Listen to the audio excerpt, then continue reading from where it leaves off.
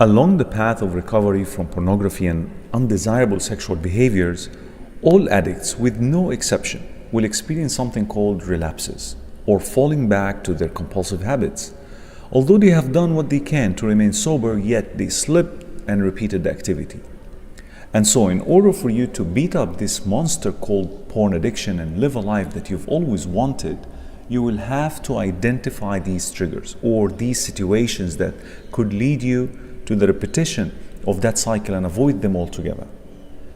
There are sexual triggers which can be easily identified, like watching TV shows, certain movies, sitting for long hours on the beach, just staring at people, browsing through magazines or erotic novels, etc. The solution is very simple. Just avoid these situations and you're good to go. However, the non-sexual triggers are much harder to identify and difficult to deal with. Some of them are the following. Boredom, having nothing to do, is a very common trigger for so many addicts. And the solution is to engage in productive work and keep yourself always busy with things that you normally like to do. Loneliness. Pornography loves isolation. So do the opposite. Surround yourself with righteous friends and family members and avoid loneliness. Stress and tiredness. Do your best to avoid stressful situations at work, school, or at home, and especially with your spouse. And when these situations occur, the best way to relax is to turn to Allah subhanahu wa ta'ala and recite this beautiful supplication.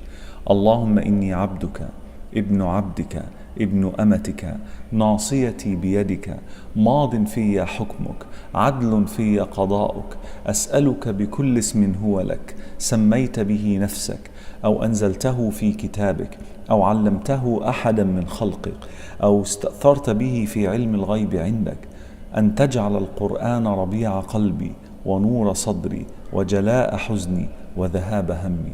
O Allah, I am your slave and the son of your male slave and the son of your female slave. My forehead is in your hand. You have control over me.